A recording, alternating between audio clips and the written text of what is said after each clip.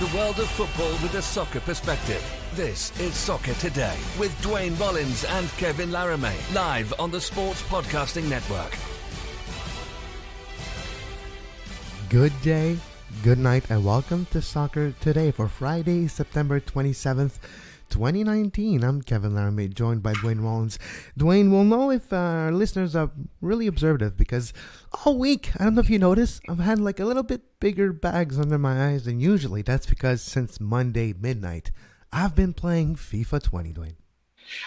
Yes, he has. I can attest to this. Normally, Kevin's very responsive in the mornings when I text him ideas as I'm, on the bus at 7 in the morning texting stuff. But radio silence till about 9:30 a lot of days this week. So that's FIFA dropped. Okay, yeah, don't worry, Kevin's okay. He'll surface eventually, and everything will be fine.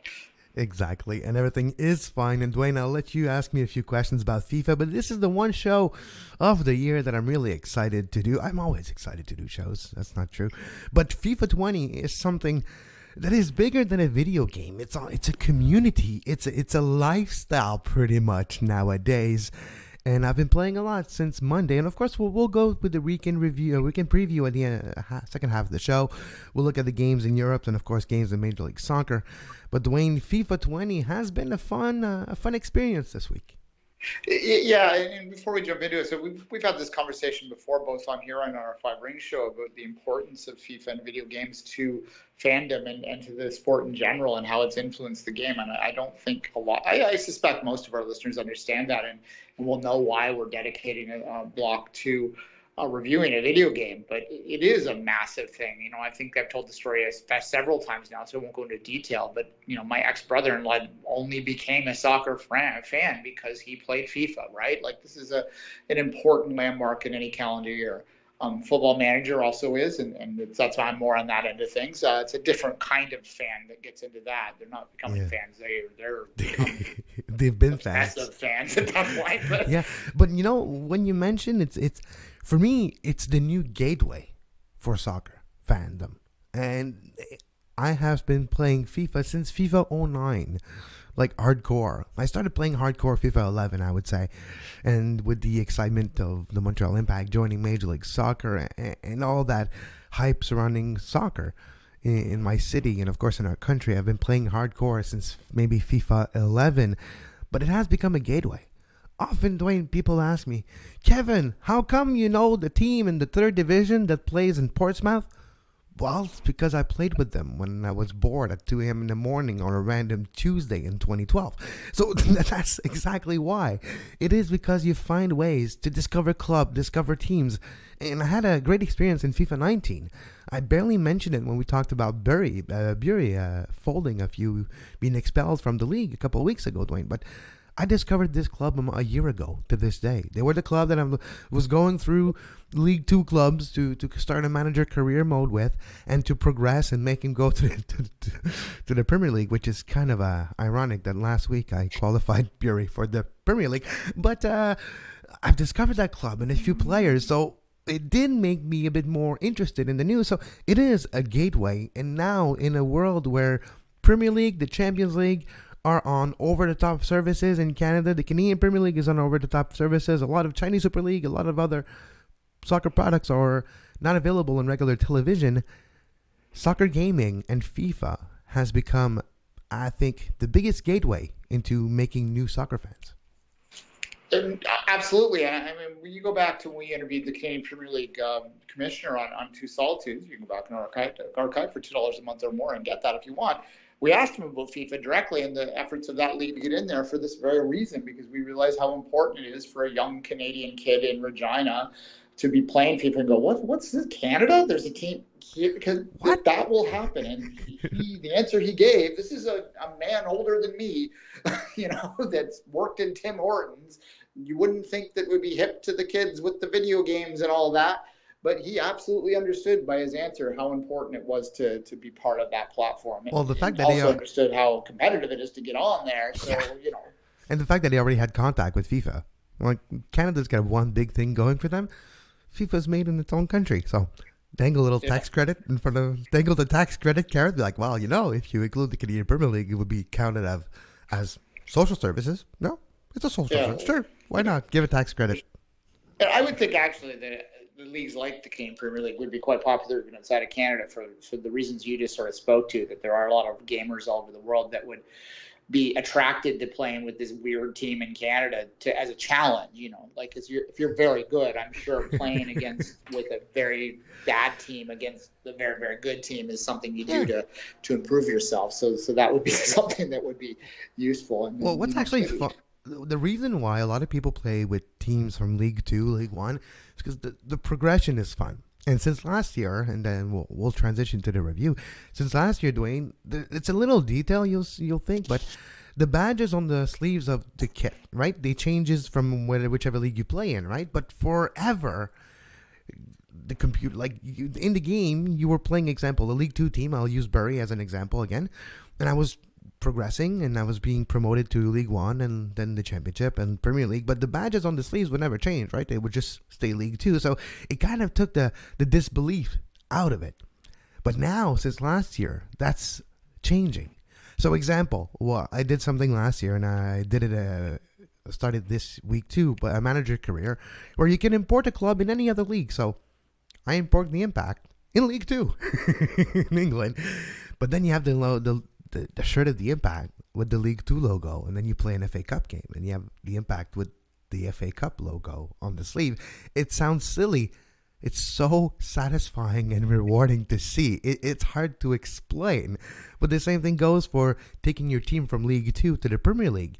And you see the club, and I wish there was more you could do, and we'll get into it in the career mode. I wish you could, example, you have a team Bury, you have a Bury Stadium, 10,000 people, not even.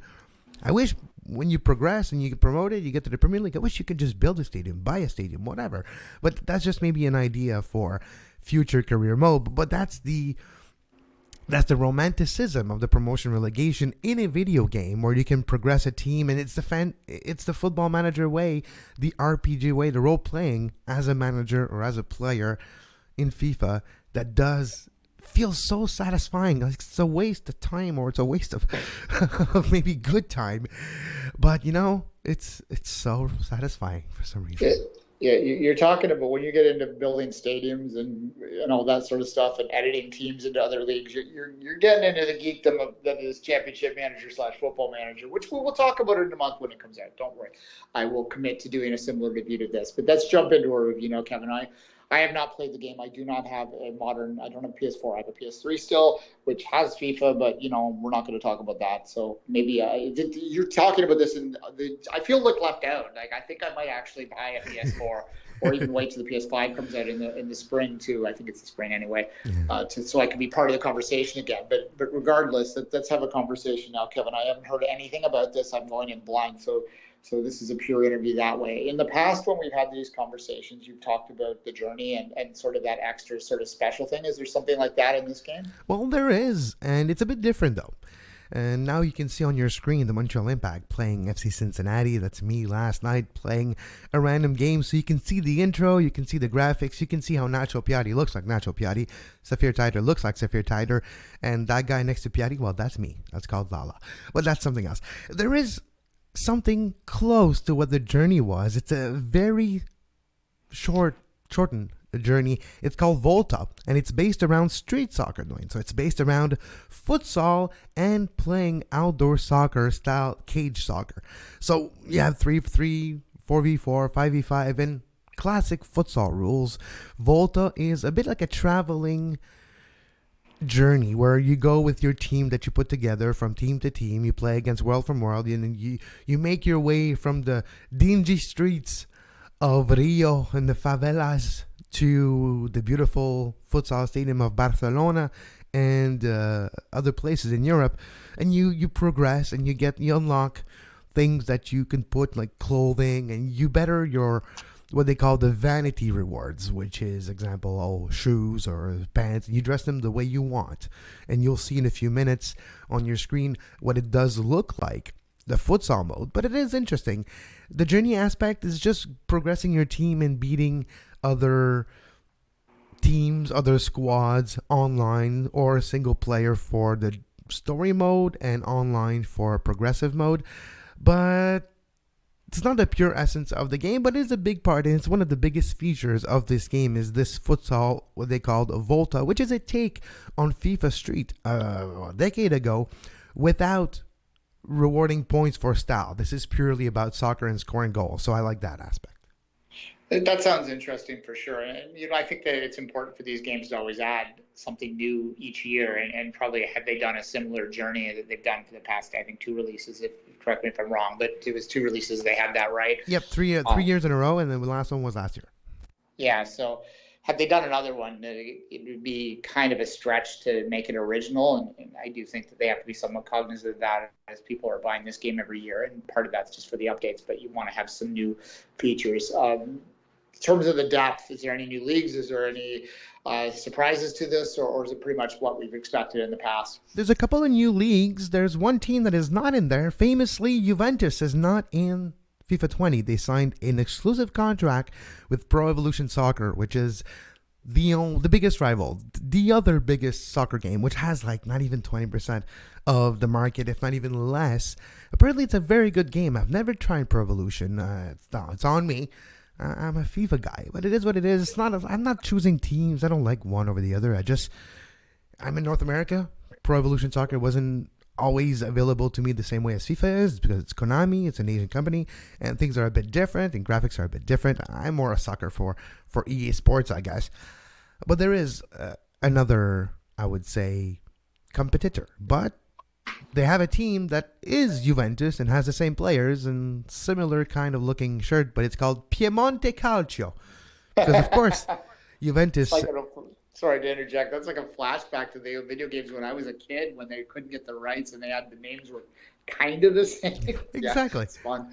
Like a Manchester United or something, right? But are the players' names the player names are the right? Like... No, they're the right ones because of the FIF Pro, which is the Professional Football Association in the entire world, has agreements with FIFA. So that's why you actually have the likeness of Ronaldo and Dybala, and Dybala's name is used in the promotion of there. And also, Duane, the big thing is the only place where you can experience the competition, energy, and excitement of the world's most popular league, the Premier League. And the Premier League experience will feature all 20 clubs, all 20 stadium, and authentic broadcasts, commentary, and pre-match choreography package, making it the most authentic ever representation of the league. So yeah, so Premier League looks awesome in this game, and you'll see in a few shows, few minutes, I have some images of futsal with Chelsea playing against Arsenal.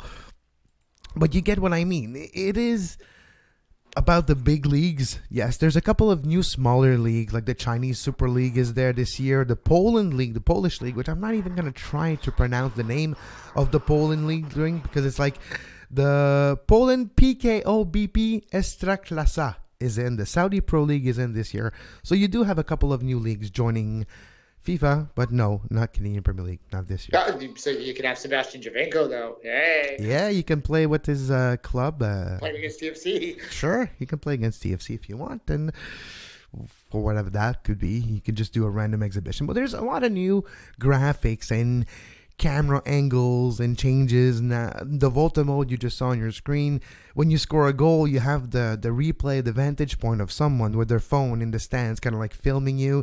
It's kind of attracting, and it does give a different feel. And when you switch over from 19 to 20, you do feel a difference. All right, I'm going to ask you a difficult question. I am, as we're talking, I have seriously been thinking about upgrading my system and having it back. I have a place now which would make sense to have a video game system. It would fit my lifestyle a little bit more now than it has in the past. So I legitimately am thinking of doing this and going back into this a little bit. I am absolutely, objectively terrible. You've seen me play FIFA. You know I'm not lying.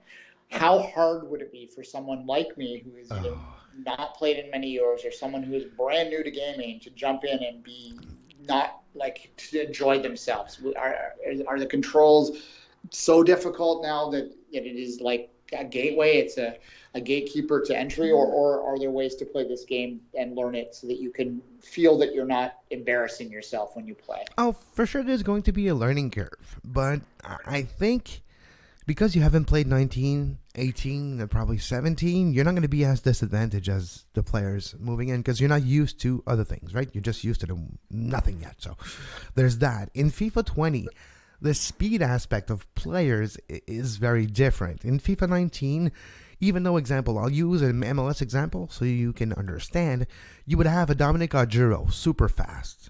You come in, 19, that's, okay, FIFA 17, Dominic Oduro, super fast, running at your defenders. And your defender, even though they're not as fast, they were able to almost catch up to him and stop him from just walking all around them.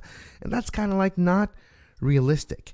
But this year in FIFA 20, as you can see right now on your screen, when you come with pace, with speed at a defender, if he misses his first step, if he's not adjusting correctly to your trajectory towards him, you're just going to blow by him like you would in real life. The speed aspect has been redefined and they got it, I wouldn't say right, it's not realistic 100%, but it's closer to it than it was in FIFA 19. That being said, defending has been, I wouldn't say upgraded, but has been revamped. You defend in a more realistic way.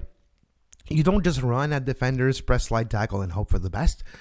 You actually have to pace yourself. You defend more like you would in Europe as an actual player than you would in Major League Soccer. You don't just attack. You give the guy a yard or two of space, you look at his hips, and you see where he's going, and you try to counteract there. But if you get beat by speed, which in real life, if you do get beat by speed, the player is going to have an advantage. It's the same. So those graphics, the speed aspect really makes a big difference. But what makes a big difference too is the ball graphics, the realism of the ball. When it hits the grass, you see the ball lose speed, so you have to kick it a little bit more. So it makes everything feels a bit more chaotic, but in real life, that's what it is. So that's, chaotic is not the right word. It's not chaotic per se, but it is just more, just random as it would in real life. It does happen sometimes that the ball just bounces a bit weirdly off the ball. Where you get those realistic feature in this game. But to go back to your question, the controls, of course, are easy, but it can be complicated too. They could be easy if you just press pass and shoot and you don't try to do finesse shots. You don't try to do strife dribbling, which isn't something new. You hit a button, then you slap the joystick one way and your player is going to roll the ball on one side or the other to give you more space, and then you can run. There's a lot of complicated maneuvers you can do using different controls than just a shoot and a pass button, but you can get around it if you just want to play easily. Normally playing just pass and shoot, don't use all the complicated controls, but if you want to, they are there to be used as well.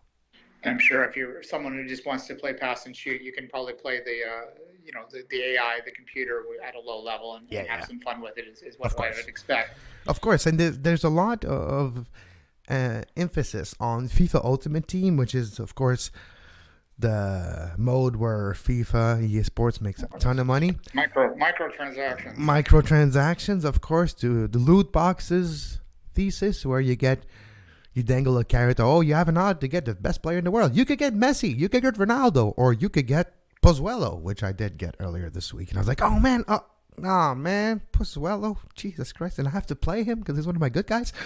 But yeah, you never know what you're going to get in the packs.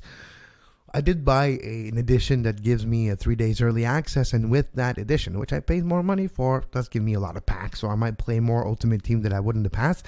The gameplay, it's a bit different. It's a bit more strategy and execution based. Like Ultimate Team is used often, it is used for competition. The highest level you could play. There's less wonkiness that happens. And this game as a whole, the shooting aspect, Duane, has been revamped. Gone are the days where you would hold the shoot button for just a second and the ball would go outside the stadium. It's more realistic. The ball feels like it's heavier. I think it's the best way to describe it. When you play and you're used to playing FIFA 19 and you would hold the shoot button, you would shoot in one place and it would work the way you want, but now it feels like the ball's a bit heavier. So there is an adjustment period, and I'm not even adjusted yet. I'm getting there. But there is an adjustment period heading into FIFA 20. I'll tell you right now, I hated the shooting feature on the more modern games. Whenever I did play them, I could not keep the ball anywhere close to the goal. That was one of the things that frustrated me the most. So if they've made that, I don't know, if easier is the right way to put it, if more realistic, I'd be happy with that. Yeah, it is. Well, it's a bit more realistic, and it's a bit more, I wouldn't say easier, but once you get the hang of it, it's a bit more intuitive, yeah. It's literally the word I was looking for. Before we move on, Duane, there's one thing I want to talk about. I thought you would think that's funny because it's not that it involves your team, but your team is used across the web right now to identify and explain that problem in FIFA career modes. Okay, so example, if you're the manager of a club, Duane, and you have a lot of games, when you play against a lower team, you would put your B team, right, or your C team, or your reserve team. So there's something happening now in the career mode in FIFA. When you play either a player career or manager career, I've tried both, your opponent often thinks that you're a bad team and plays the reserve team even though you're a good team. So example, I'm the Montreal Impact, I'm playing an MLS game. I'm Lala, just one player. So I'm playing for the Impact, and I'm playing against, we'll use a team that is has big names. I'm playing against LAFC. Well, Vela and Rossi and Diomande are on the bench. It's the backup team that starts the game every time. So when it's simulated, and at the end of the year, or for cup tournaments, or for anything, you get weird results. Like Manchester City finished 16th in a career mode that was simulated yesterday. And other teams like this as well. So it's a glitch. We'll see. It's day one. Literally, the full game came out last night at midnight Eastern time. Wherever you are, it came out at midnight to your time. So we'll see if they address this quickly. But it does give a little bit of suspension of disbelief when you're simulating a career, or you're simulating a manager game, and you put your A squad and your example Manchester United, and then you face City, and City puts their B squad because they think you're not that good, which might be real life this season, but at least in this version of the game, it's not realistic. It's always complicated to get that kind of AI right. I mean, FIFA is a game that is primarily about the playing of, rather than the simulation of results. Even in Football Manager, which is a simulation game where that's their bread and butter, they still sometimes get some wonky stuff that happens. Hell, I've seen Canada make the quarterfinals of a World Cup on a championship manager save, so figure that one out. But it's an ongoing issue, and as long as they're doing it consistently on stuff like that, and because the modern, everything's in the cloud nowadays, so they can make these fixes. It's not like it's 1997 and you get the disc and that's it, right? Yeah, no, exactly. You have updates, and usually there's already been 1 or 2 updates this week, and there's going to be more updates in the future. But this about wraps it up. Of course, the gameplay I've talked about, I'm still getting the grasp of it. It's only been 4 days that I've been playing, and I'm working on, probably next week, a video version, long form version of a review of FIFA. For the first time ever this year, I have the capabilities of recording myself playing and being able to record things, so I might work on a couple of videos next week in my days off, because I have a few more next week. Kevin, quickly before we go, I'm always curious about the goalkeeping, because I know in the past when I play a lot of sports games that aspect has been hard. How would you characterize this? I didn't ask you if I was going to do this, so do your best. But I haven't noticed anything bad so far. I haven't seen any big, I would say, animation flaws where you would say a keeper. The keeper AI has been helped a bit, and I think that's a repercussion of the defense AI, the defender's AI that has been worked. The AI in general of your teammates is better. They position themselves in space better, and I think that doesn't include the goalkeeper too. I have seen goalkeepers stop shots that usually would have gone in at the same level of difficulty that I'm used to playing. So that's a positive, because you want to be realistic and you want to be a bit different. The same shot shouldn't go in all the time, right? Sometimes it should, and sometimes it shouldn't. We've all seen NHL 94, the famous example of you go the J goal, right? You go from the right side and you go to the cut to the left side, right in from the goal. You got an open goal, you shoot. You don't want that to happen. So the goalkeeper AI and the animation and the movement of the goalkeepers do seem a bit more realistic and intuitive than last year. So that is the case. And also the jerseys have all been upgraded MLS style. You see all the details and the beauty of the texture of the different materials used for goalkeeper jerseys, and the depth of the stripe of Adidas. It's that defined and that amazing to look at. So now I think they did the goalkeeper a good, I would say, a good simulation of a goalkeeper, or the closest thing to a simulation without being boring to be a goalkeeper. Fair enough. I watched the AC Milan to segue into real life. I watched the AC Milan Torino game last night. So AI and goalkeeping right now doesn't make a lot of sense to me. And if you watch the second half of that game, and if you're an AC Milan fan, you know exactly what I'm doing. What the hell is the keeping doing? Go watch the replays. Worst keeping I've ever seen in my life. 2 goals in 3 minutes that were both terrible errors by Italy's number one. And anyway, he's supposed to be the best keeper in the world. It's like supposed to be the heir apparent to Gianluigi Buffon and Donnarumma. Wasn't yesterday. Well, he wasn't yesterday. On that note, we'll take a short break just to let it breathe and to refocus on actual soccer, and we'll be right back to preview the weekend. You are listening to Soccer Today. Follow us on Twitter at SoccerTodaySPN and like our Facebook page, facebook.com/Sports Podcasting Network. You can find the podcast version of all the shows we do on iTunes, Apple Podcast, Google Play Store, TuneIn Radio, iHeartRadio, and anywhere you get your podcast. And we're back on Soccer Today. I'm Kevin Laramee with Duane Rollins. Duane, before we start looking at the games in Europe in Major League Soccer, the League One Ontario men's final, will be this weekend. And can you tell us more? And it was announced earlier this year that it would be on One Soccer. What more can you tell us? Unfortunately, and I'm not sure exactly why, One Soccer is no longer able to carry the game tonight. I'm guessing it's something technical. I'll try and find out more tonight when I talk to Gino Rossi. It is tonight, actually. It's 8 o'clock kickoff at the Ontario Soccer Centre up in Vaughan. If you're in the GTA, you should know where that is, but it's Martin Grove and Steeles, basically a little bit north of that. So you can catch, if you're in Toronto and you want to go up, you catch the Martin Grove bus to the very top, and then you walk about 20 minutes from there north. It's accessible. It takes a while because it does. It's up there, but it should be a fun game. The game is between FC London and FC Masters, which is a SAC Academy club that's been around since the beginning days of League One Ontario. And actually, when I worked for League One Ontario, they were one of my main clubs that I covered all the time, so I'm excited to see them in there. It's a Scarborough-based club, and if you don't know what Scarborough is the suburbs of Toronto. It is a rough-and-tumble kind of urban place, and all that entails. It's where D-Row is from. It is where a lot of famous Canadian national team players in the past are from.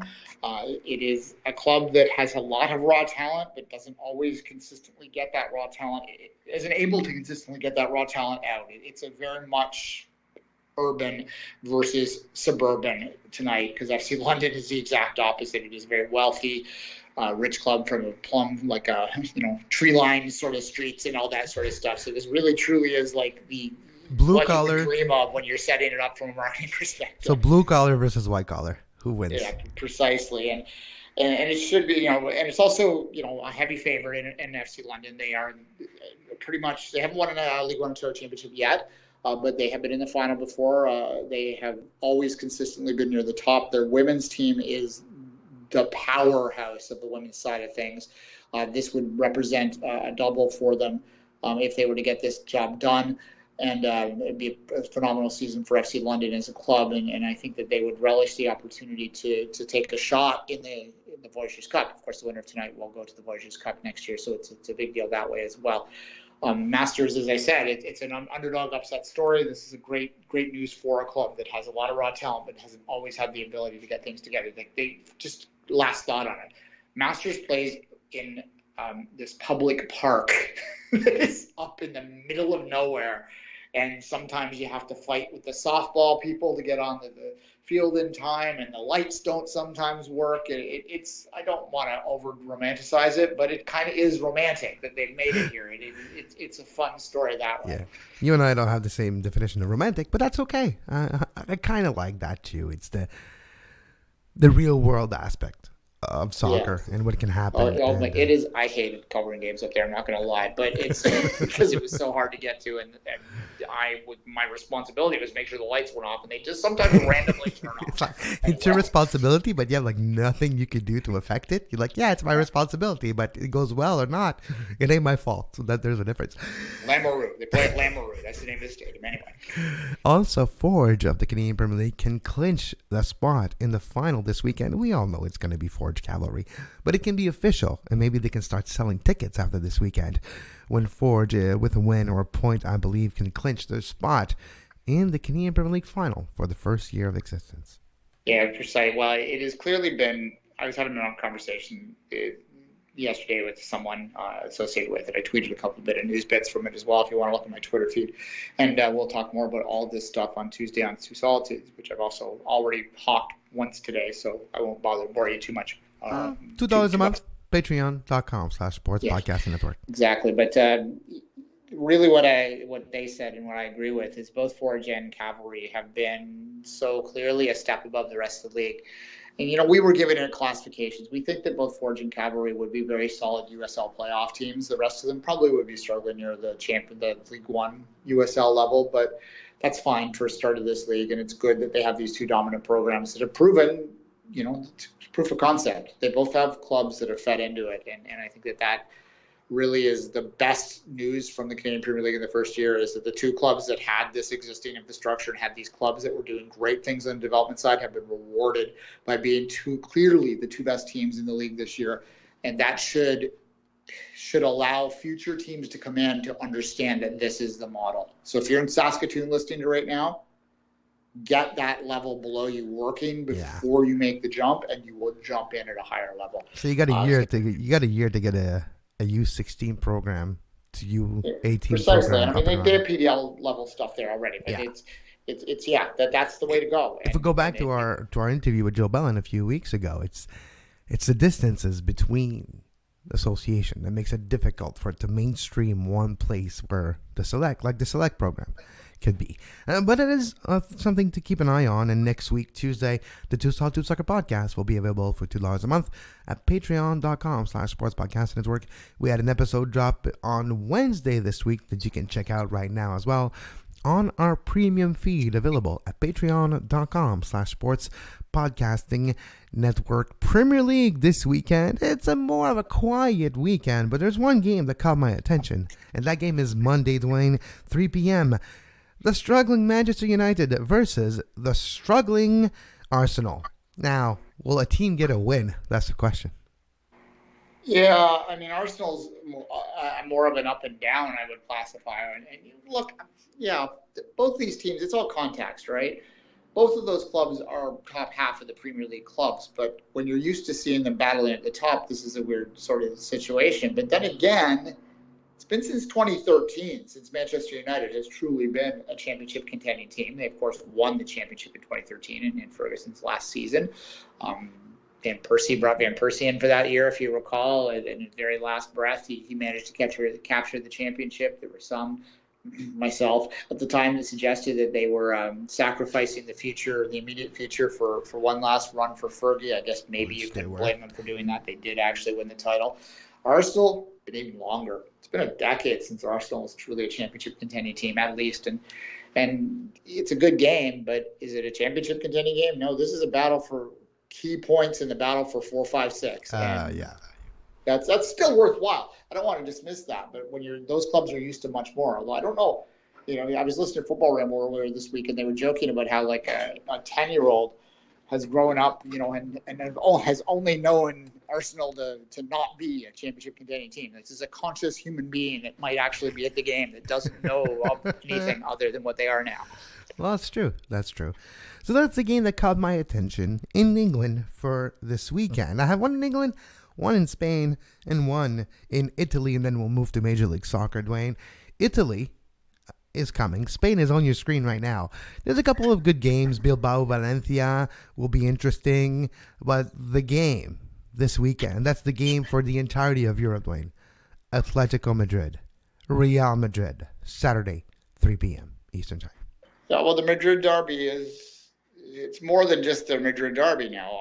I think that realistically, with Barca's struggles, and you look at Real Madrid, which actually has, with a couple wins in the league now, found itself back on top. It's a battle for the championship. It's a battle what you think these two teams might be the two teams battling out at the end. So yeah, huge game. And for the first time in a long time, Atleti probably goes into this at least equal favorite.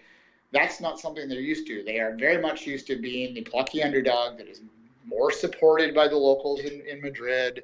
They all have that chip on their shoulder as the smaller of the two teams, but the team that has more blue collar and more local support, like it reminds me of another team, another dynamic that no longer exists, but used to, a little bit further north in England that I'm talking about in blue and red there. But it's a very similar dynamic, but for the first time in a long time, they might actually be on equal footing and have an opportunity to knock them off. But if you look at the history of Atleti and Real Madrid, it's not very pretty for the underdogs in that one. So big game there. Big game there. Now moving to Italy. No, I'm not going to choose Piemonte Calcio versus SPAL tomorrow. My choice of game of the week for Italy, Sunday, 9 a.m. So just before going to church, or instead of going to church, if you go to church, or if you don't. It might be the church for you. That's Church of Football, baby. That's a good name for a show. I think it exists already. Udinese, Bologna, 9 a.m. Sunday. No, it's not because Joey Saputo and the owner of the Montreal Impact owns Bologna, but Bologna is a feel-good story in Serie A so far this year.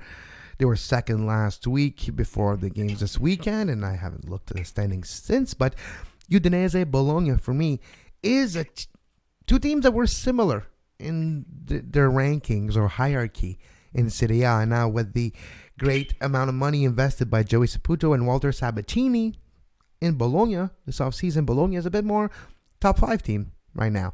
So Bologna Udinese is my third game of the weekend in Europe this weekend. Sonia Mizio's Udinese. She'd be happy to tell us now that the original team wears in the black and white stripes before Juve. Anyway, that's Sonia's team if you don't know. That Bologna would be interesting to watch that one. Serie A, this is what I'll say in general. I've watched a lot more Serie A this year than I have in the past. That's because I have BN on my phone DAZN on my phone, and there's only a couple leagues on there, so I watch the games that are there. And it's actually been pretty entertaining. So if you haven't given it a chance, and if you still have the images of 1990s Serie A in your head, it's not really like that anymore. No, they're actually trying to score goals now. It's not just about defending and breaking ankles. So that AC Milan Torino game last night, goalkeeping errors aside, was a pretty good game. And AC Milan looked great for large swaths of it, and then completely chopped up the bit in the second half, and in a madness minute of 10 minutes. It was a good game. And Torino is a nice plunky team that's sort of where its level is. But yeah, and that's just one example. Fiorentino I watched the other week, and they were very entertaining, and they're near the bottom. Got Frank Ribery, and lots of fun stuff in Serie A this year. Yeah, it is. All right, now it's time for the bread and butter. It's time for Major League Soccer. New York Red Bulls, DC United. All the games in the Eastern Conference are at 5 p.m. All the games in the Western Conference are at 7:30 p.m., both Eastern Time. New York Red Bulls, DC United, the Montreal Impact, Atlanta United, New England, NYCFC, Chicago, Toronto FC, Columbus, Philadelphia, and Cincinnati, Orlando in the Eastern Conference. Which game, of course, you're going to say Toronto, I imagine, but out of those 6 games, which one tickles your fancy? Game, right? That's the big one there in terms of the rivalry and where they stand in the standings. Which one? You just cut out for a second, so I just want to make sure the listeners heard you. Sorry, I said the DC. I'm going to be watching DC. It all comes down to the playoff battles at this point, right?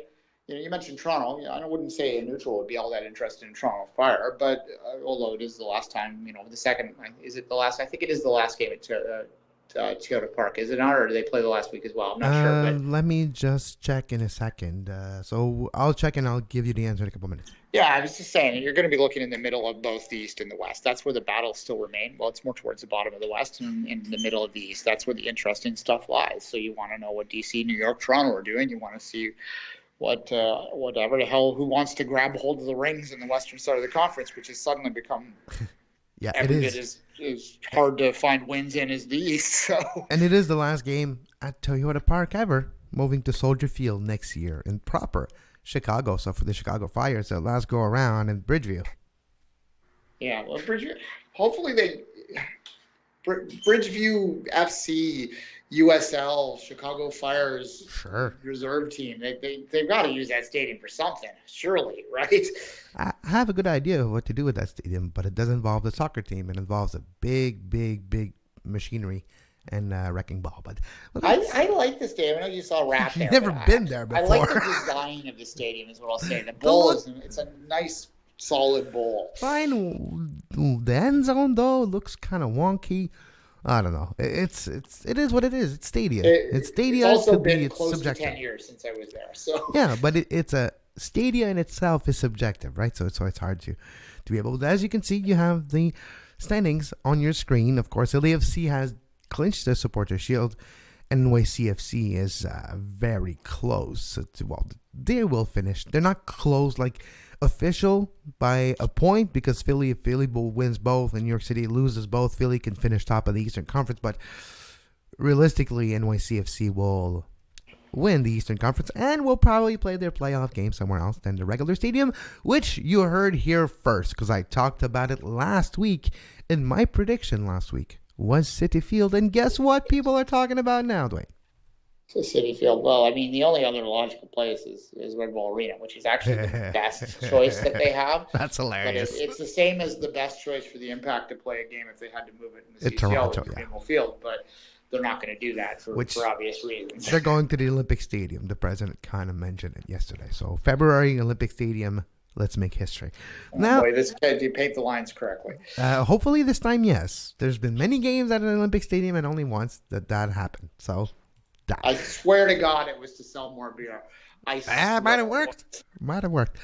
Oh, it did. Oh, trust me, it did.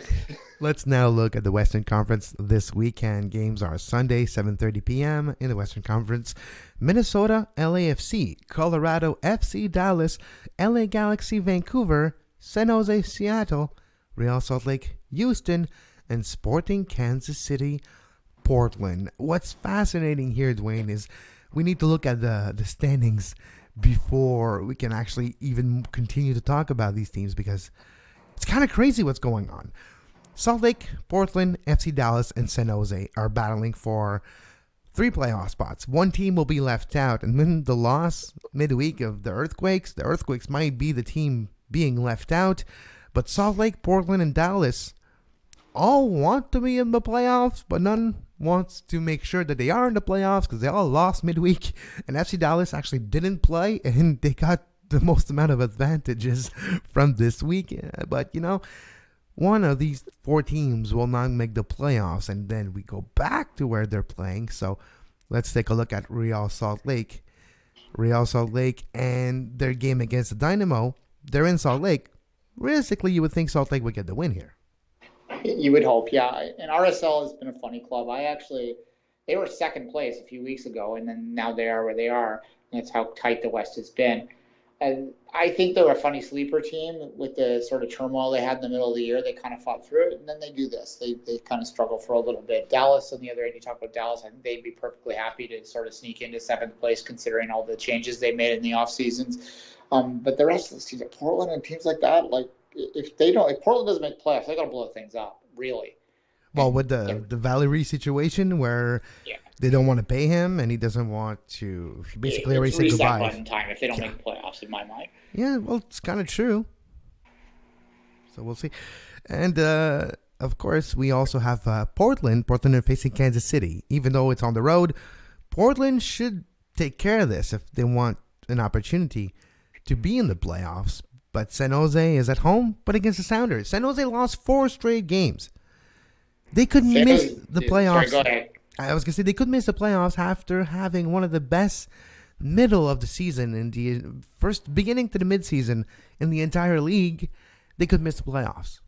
Yeah, we talked about this last week, and look, first off, a couple thoughts on this. San Jose has clearly done very well considering how low they were last year. So that's the first thing.